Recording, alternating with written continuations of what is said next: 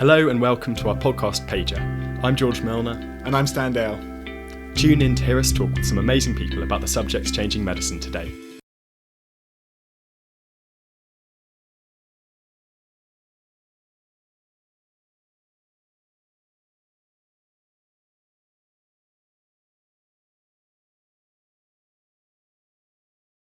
In the final episode in our series, we're joined by Dr. Magdalena Skipper, Editor-in-Chief at Nature. With a PhD in genetics from Cambridge, Dr. Skipper became Editor-in-Chief in 2018, having previously edited Nature Review's Genetics and Nature Communications. We talk about everything from what we mean by impact of science and how it can be measured, efforts to improve reproducibility in research, and where the future of scientific publishing lies.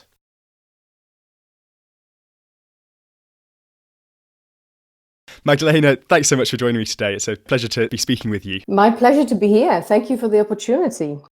I've asked this question a couple of times actually in this series, but I'm going to start off with it again, which is, what do you think makes a good editor? A very good question. There are so many different qualities that come into play when you think about being a good editor.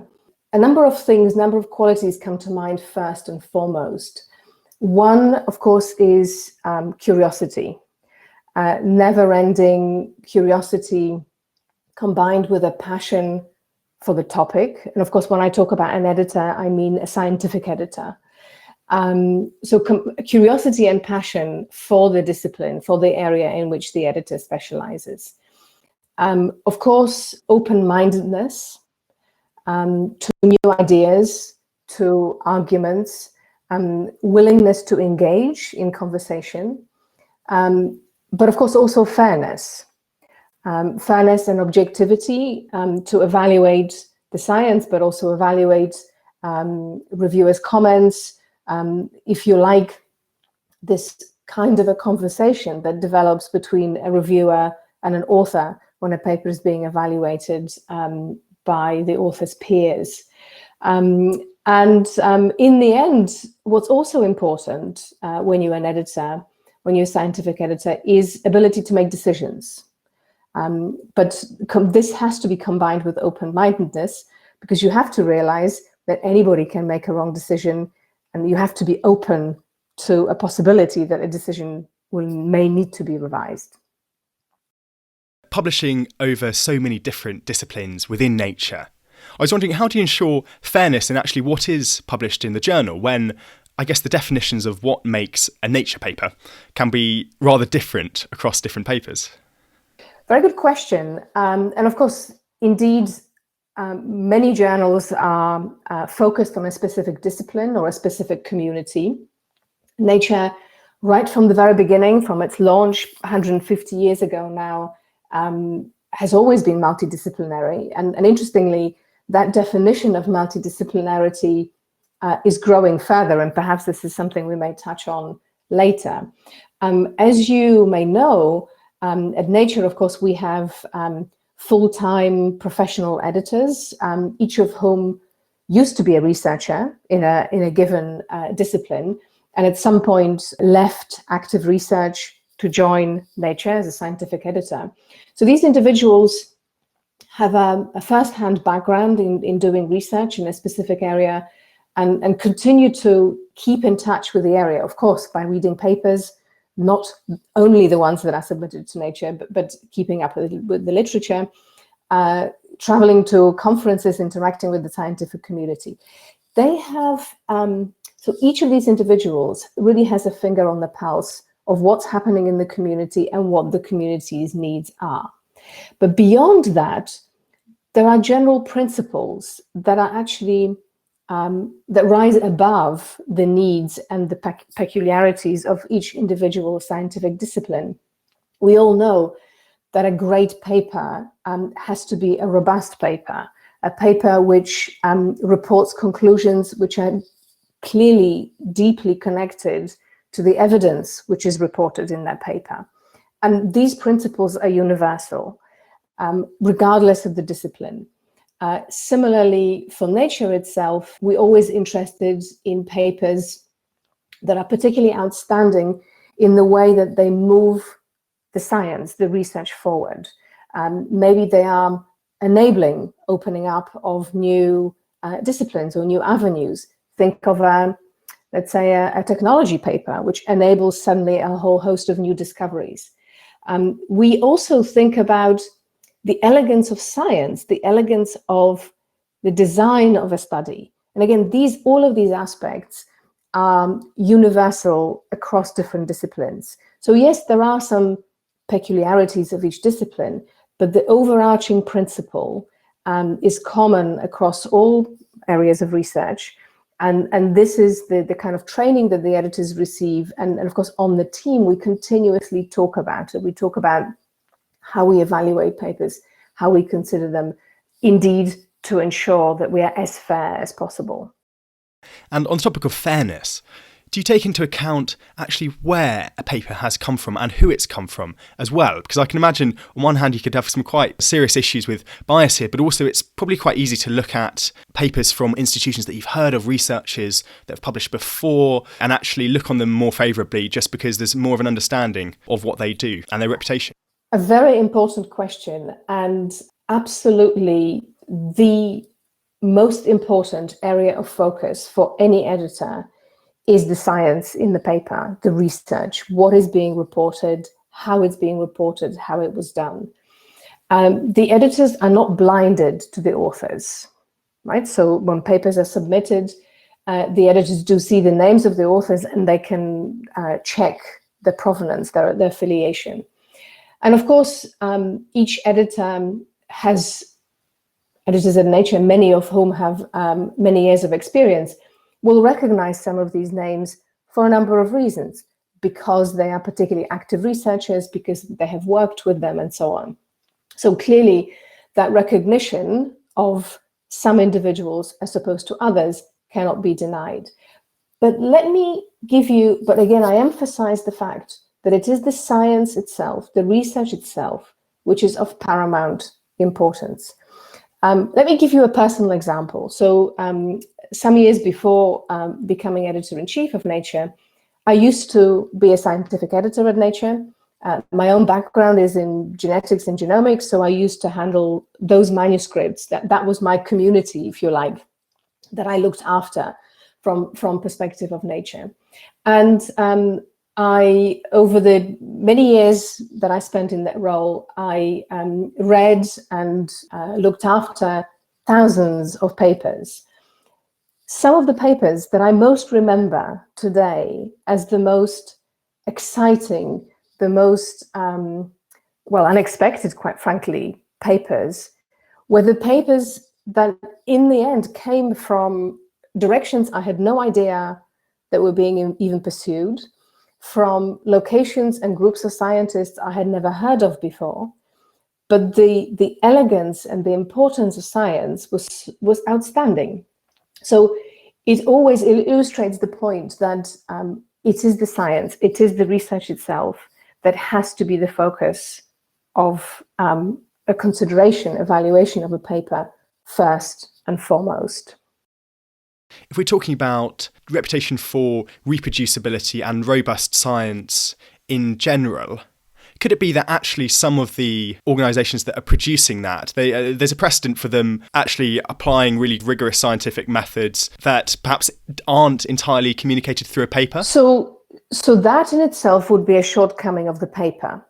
At Nature and also other journals within the Nature research portfolio, we have a number of ways in which we actually try to help support our authors in reporting the rigor with which the work is done in a systematic way. And so one thing, for example, that we have developed, we started developing it many years ago, and we actually continue to develop it now, is a reporting summary, which is a very prescribed way of reporting what was done, how it was done, what analyses were applied, what permissions, ethical consent was obtained by the authors, if relevant, etc., etc. So essentially, you can think of it as a sort of a checklist or sort of pointers to how rigorously a study was done. In fact, sometimes our authors tell us that these reporting summaries are so useful to them that they use them as a guide when they publish papers somewhere else. And of course, I should also say, we're not the only journals or publishers who do this. Other journals have their own approaches to doing this as well.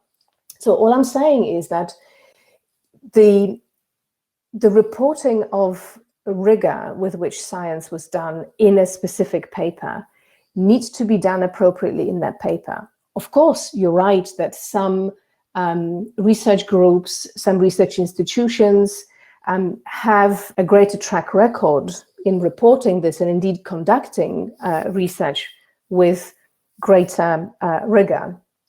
And that's wonderful. And actually, I hope that those who have maybe established training courses in doing this would be willing to share their experience with others, because of course this is the right way to do science. But that reporting has to be done appropriately in a specific paper, because of course in the end, individuals who may not know the track record of those will come to read a specific paper, a specific discovery, and they need to have confidence in it as described in the paper itself. Absolutely. And I imagine that this is, as you mentioned, not only useful for authors, but really useful for readers, perhaps to have some consistency across different papers with how things are reported, which might allow better comparisons as well. Exactly. So it's a matter of how you do the science in the first place, how you do the research. So you yourself and others who come to read about your work have the confidence in the conclusions that you've made. But it's also a matter of transparency of that reporting, which is what you were just saying, that you can cross-compare with other reports from the same group or others on this topic, that indeed then work can be replicated and equally importantly, taken forward and built upon with confidence. And is there anything else, do you think, that Nature is doing to help with what's been dubbed a bit of a reproducibility crisis within science, to actually improve on that? Yes, reproducibility crisis, great headline.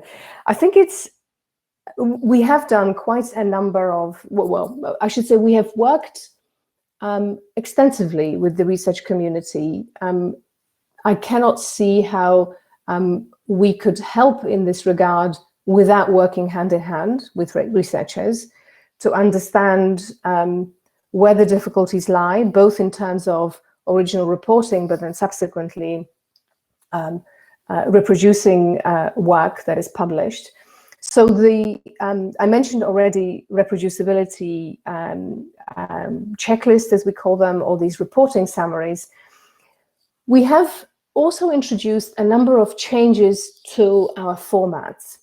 And they variously feed into and support the efforts to, as I like to call it, showcase the robustness with which research is done in the vast majority of cases, but also to show and to give incentive to the research community to do robust work.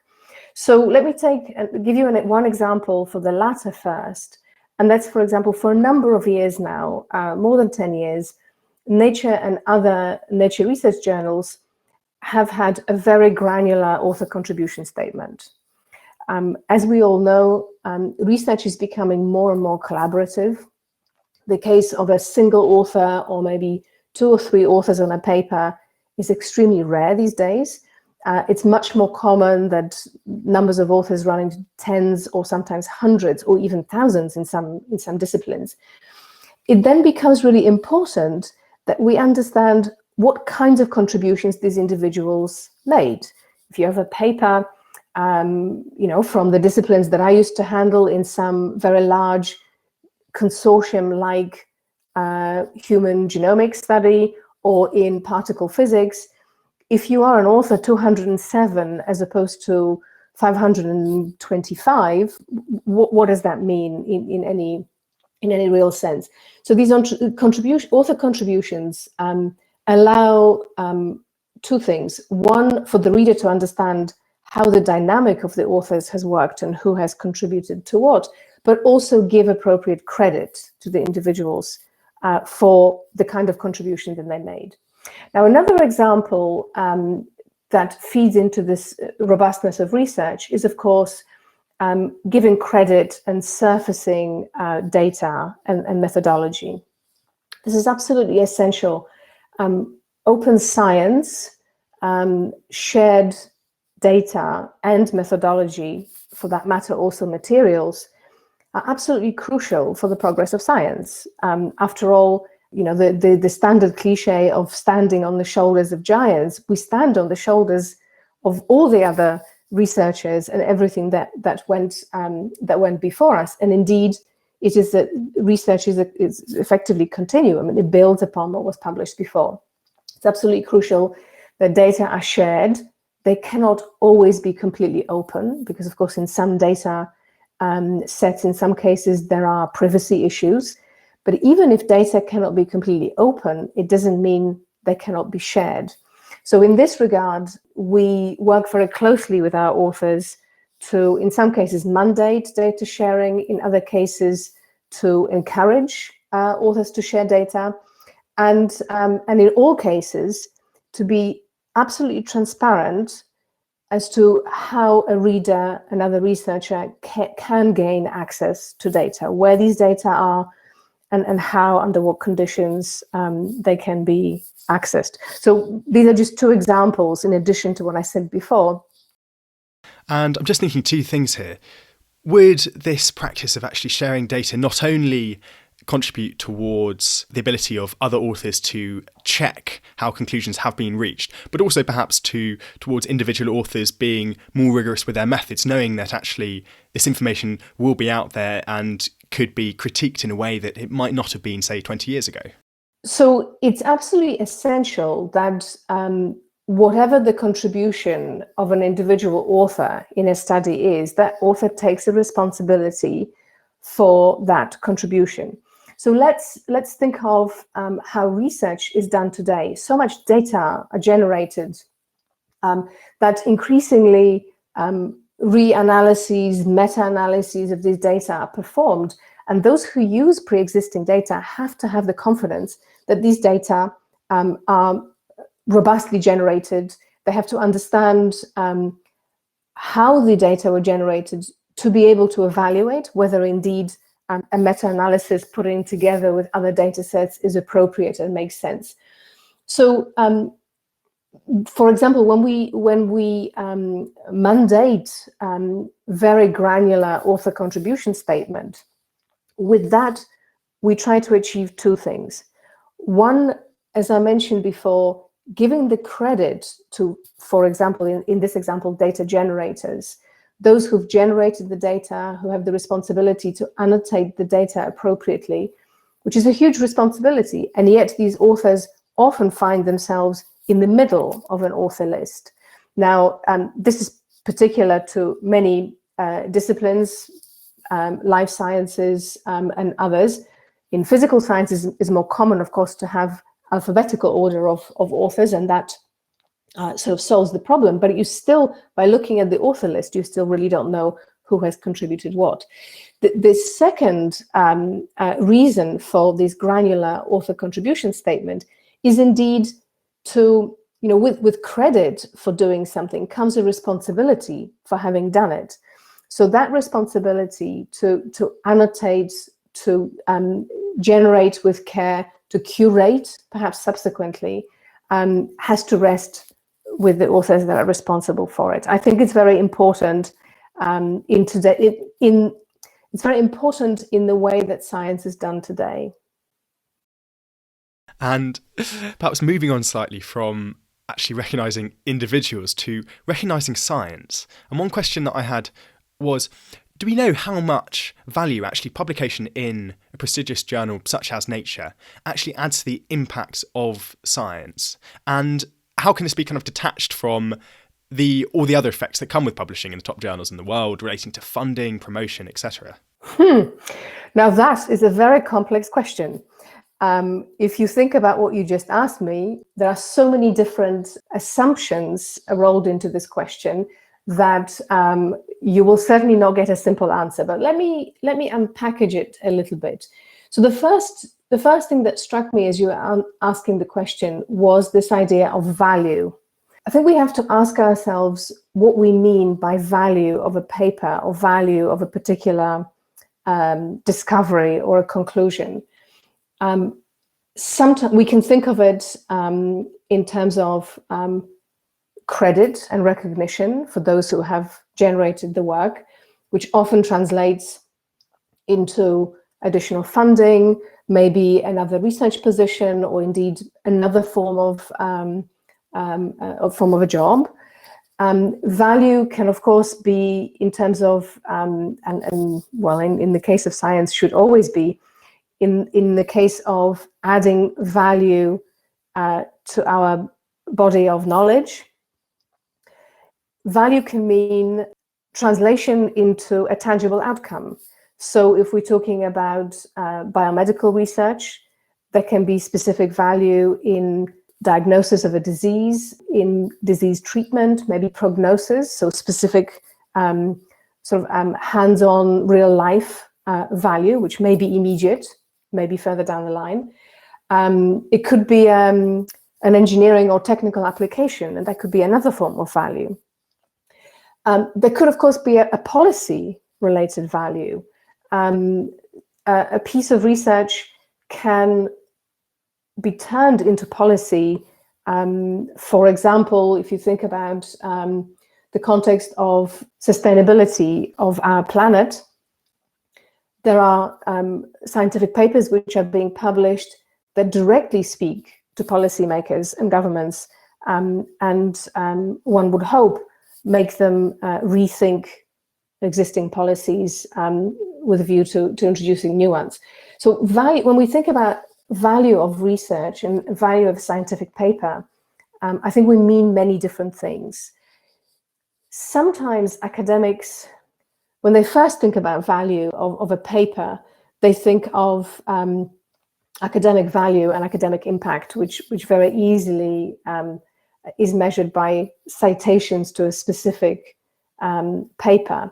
That is only one way of measuring value, and I gave some examples of real life value of papers as well. Now, you asked me about how this value may be affected by whether a manuscript is published in a prominent journal that has a great visibility as opposed to another journal. I think the first answer that comes to mind, I just actually mentioned a second ago, and that is the visibility of this work which is being published. Publishing a paper in Nature or another similar prominent journal gives a more immediate visibility to the research, to the outcome.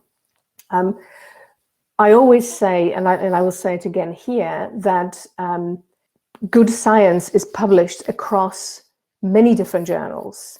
Influential science can be published across many different journals. But do you think there's perhaps more than just the immediacy aspect of it, that actually it's suddenly there and people see it straight away and it can translate into an impact perhaps much more rapidly if it's been published in a major journal, but it might be a bit more of perhaps a slow burner if it were published somewhere else? Or do you think actually in lots of cases science doesn't translate into as much value when it doesn't have that initial publicity and it's not really found?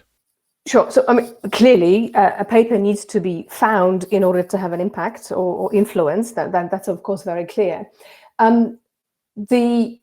Some topics need time to mature and grow, and this may or may not be related to where a specific discovery is published. Let me give you a specific example from our own history in Nature. Last year, we were celebrating our 150th anniversary, and so understandably, this was an opportunity to look back over our history. Looking back in history is always instructive, so that one can look forward in a more informed way. In general, humanity doesn't take enough lessons from history. I think we can all agree on that. So we looked back in our history. We looked at a number of papers that we published in the past. And in fact, in our anniversary issue last autumn, we published a sort of co-citation analysis, a network science approach to look at connectivity between papers, not just connectivity among papers that within Nature, but the way that papers that were published in Nature over our history connected with other papers in different disciplines. It was an incredibly illuminating exercise. Now, why am I bringing this up now? Because some papers become immediately connected. So that's what we're talking about the quicker or slower impact and difference that they make to their own discipline, but for Nature in particular, importantly, beyond that one discipline. But some papers take a very long time. And there was one very beautiful example, which was essentially a theoretical prediction of what subsequently was borne out in the study of chromatin, and now we understand as epigenetics. This paper was published in the 40s in Nature, and for essentially until molecular biology was developed sufficiently for us to be able to study chromatin and understand epigenetic basis to gene regulation and influencing the phenotype, this paper was essentially uncited for decades. And subsequently, it sort of mushroomed in its connectivity. So here you have an example of a paper which was way ahead of its time, in many ways a really beautiful example, but that paper was published in Nature, whereas other papers published in Nature at that time found their connections much more quickly. So I think when a paper is discovered and when it makes impact, when it has influence, really depends on many factors, and where it's published is only one of them. And speaking of the influence that a paper has, we touched upon it a little bit earlier, but one of the easiest ways to measure that is by the number of citations that it gets. But this has had quite a lot of criticism for actually not reflecting the full value of a paper and having a number of flaws with it. Do you think there's anything else that we can do to interpret the impact that science has beyond this rather crude measure? Absolutely. Citations to a paper are a measure, of course, or just one measure. We talk about them a lot in the context of academia, because of course, citations very clearly come, others reference your work, therefore they find it relevant. One hopes that it means that they have read it, but it's only one way of measuring an influence that a piece of research has. We know that citations are very specific, are very discipline specific. Of course, if a field is particularly prolific in the way it publishes, the overall citations in that field will be higher, very clearly. If it takes a very long time to generate data and analyses in a given field, there will be fewer publications and overall citations will be lesser. That doesn't mean that one field is in somehow more impactful than another. It's just a quality, a property of that particular discipline. But of course, there is so much more to an influence of a particular piece of research than just whether other researchers cite it. One measure which has now become relatively well established is what's often referred to as old metric. So measuring other types of influence and relevancy. One, of course, is social media. It's a particular type of measure. It measures something else, but it gives you an indication of how topical, how relevant particular piece of research may be in a specific community. Another one, of course, is to what extent a publication, a piece of research is covered in the general media. That's another metric that feeds into old metric. Again, this is a specific measure. Each of these measures has its pluses and its minuses for obvious reasons. There's another measure which is very important, relevant to some types of research, less so to others. And again, it depends how on the time frame in which you evaluate it. And that's, of course, to what extent a piece of research and a paper affects policymakers. You can see immediately that some types of publications will have much more immediate effect for policymaking as opposed to others.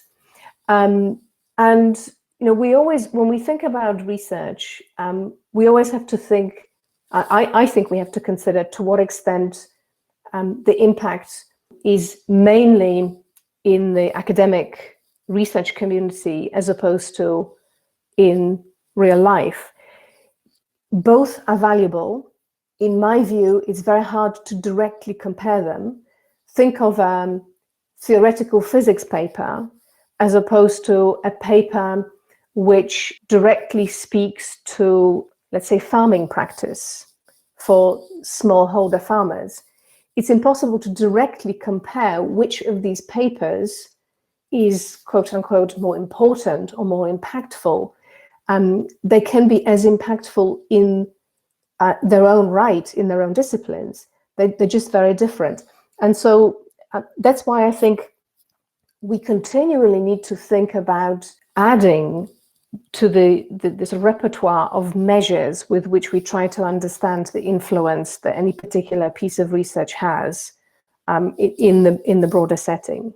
And indeed, science is this interconnected web. So perhaps the value of a paper could be the paper that comes from it, and that comes from that, and that comes from that, which then translates into policy or whatever it is. Because this whole kind of scientific understanding that we have now is built upon lots of, I feel bad to call it basic research, but that's probably the term we'd use for it. So I'd like to actually move on slightly, and you've alluded to it already, but this idea of how to translate papers and research actually into policy and practice, because there's this distinction here between actually research being seen and research being understood and assimilated and actually used to change policy, which is particularly relevant now during the current pandemic. So I guess my question is, what can nature do here to actually ensure this translation and to improve on it? This is a very important question and a very important challenge. Nature can play a role, and we have, in fact, always ever since we were first launched, endeavored to play a role and add to this conversation. It's very important to stress that every single player, every single stakeholder has a role here. So individual researchers have a role, science communicators have a role, policymakers have a role, and indeed publishers and journals and editors have a role. It has to start with willingness to engage with the other stakeholders, with the other players on the stage, if you like. Nature is almost uniquely positioned because, unlike the vast majority of scientific journals, we don't just publish original research. We have an extensive, what we call magazine section of Nature, where we publish a range of content. So, of course, news coverage, which is based on reporting of science-related news that comes from investigative journalism done by our own reporters. We have longer news formats, so kind of news analyses formats, if you like, which dive much more deeply into science topics, but also science-related topics. And so these formats, in particular, although news pieces also, we frequently use to explore exactly what we're talking about, that intersection between science and research and policy making, decision making, science and politics even.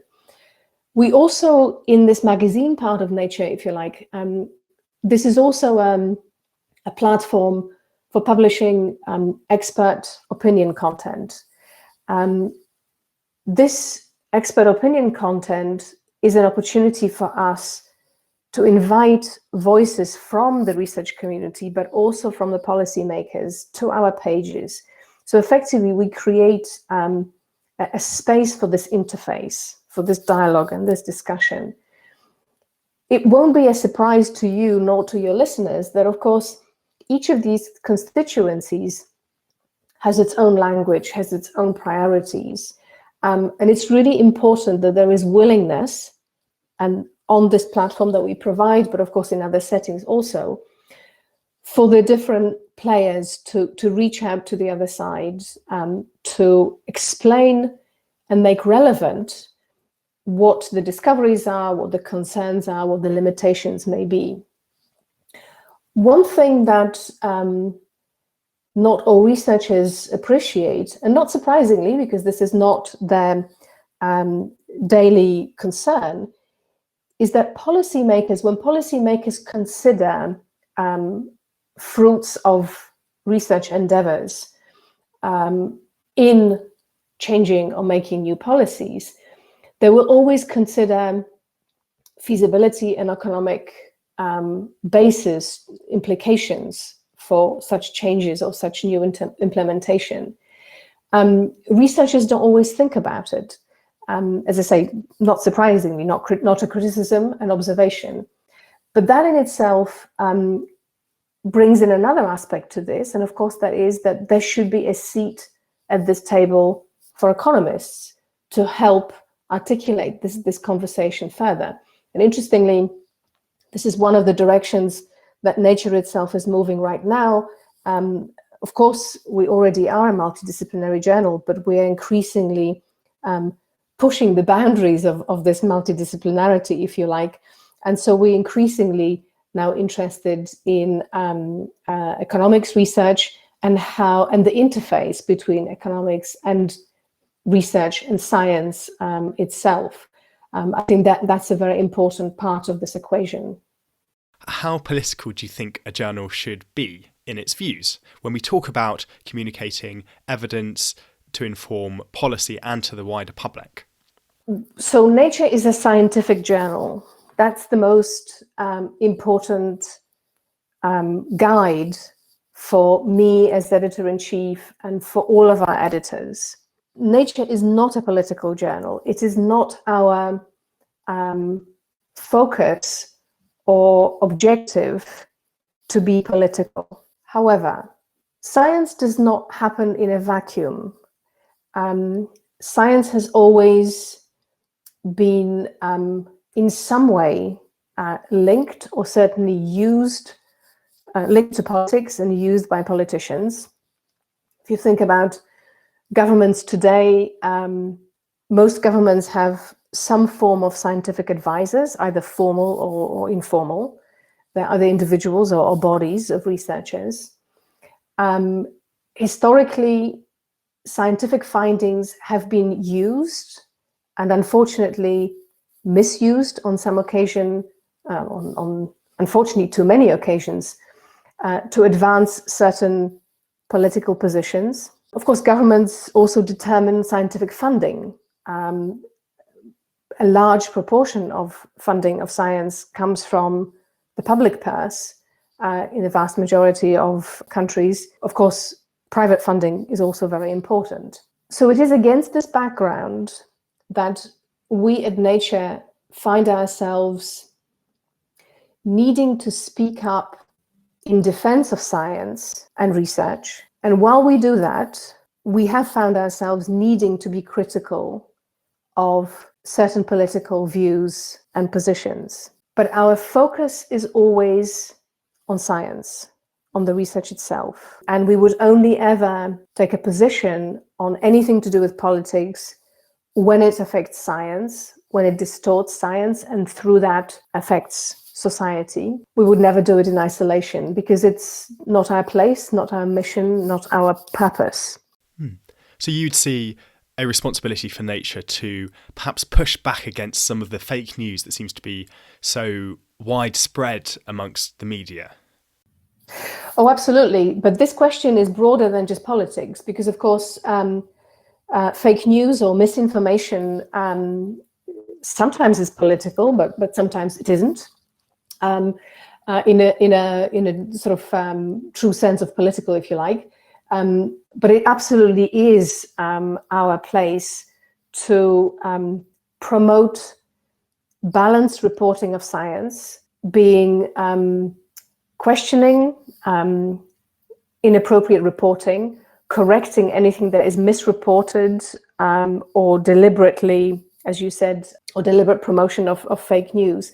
It absolutely is our place to do that. In the way we publish original research, we discussed so much of it earlier. Part of the reason why we so carefully work with our authors to make sure that their messages are robust is so that misinterpretation and therefore misinformation can be avoided.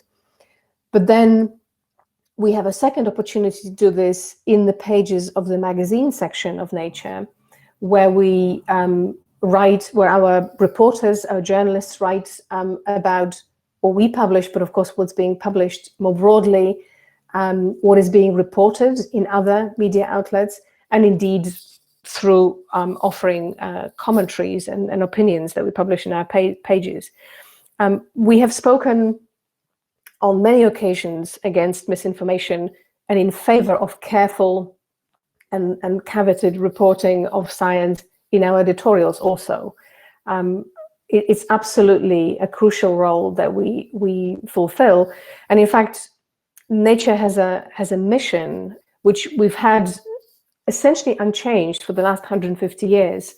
And we define our own mission as having these two aspects. So one is serving the research community by offering that platform for publishing their work. But the second one is to rapidly disseminate information about science in a careful and transparent way to the general public. So that's absolutely part and parcel of what we have always done throughout our history. And I'm slightly conscious of time here, but I had one final question to finish off with, which is, you came into the role of editor-in-chief, in fact, only the 8th ever editor-in-chief of Nature in 2018. So if this pattern is anything to go by, you're likely to be there for quite a long time. And I'm wondering, what would you like to see change in, let's say, the next 20 years then? 20 years. Well, we'll see. Perhaps we should reconvene in 20 years' time and we can look back. A very important question.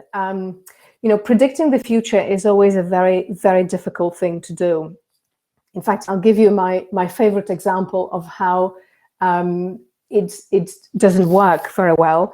So you may be familiar with a book called Neuromancer by William Gibson, written in the early 80s, I believe, which is a book in the sort of cyberpunk genre, where the protagonist in the book, right at the beginning of the story, has some kind of a cyber-assisted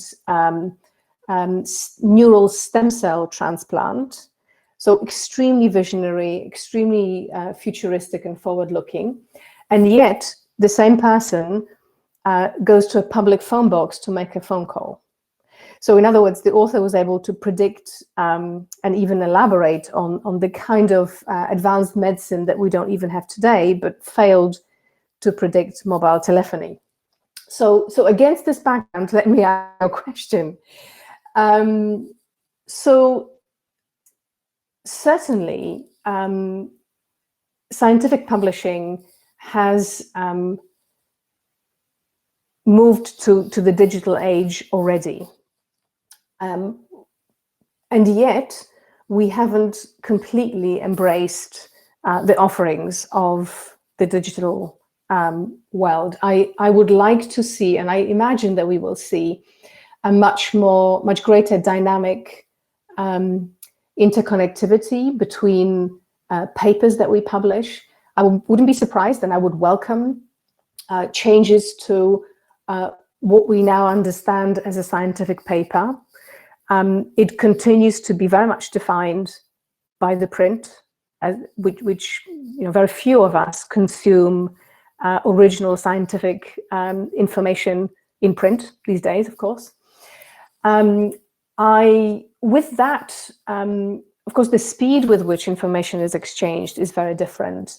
The new generations, as they come into professional science, exchange information in many different ways. Look at social media, how much information and discussion in real time there is about valuable discussion about research on social media. It will be wonderful to think about meaningful ways in which this type of discussion and information sharing can be combined with existing ways. Manuscripts in journals, published papers, of course, preprints increasingly, and many other things that are to come. I would very much like to see, and I hope that we at Nature can play an important role in this. I would very much like to see much greater equity in science, access to education and practice of research and science for all, regardless of who they are, where they come from. And I would like to, for us to be a platform on which this unfolds.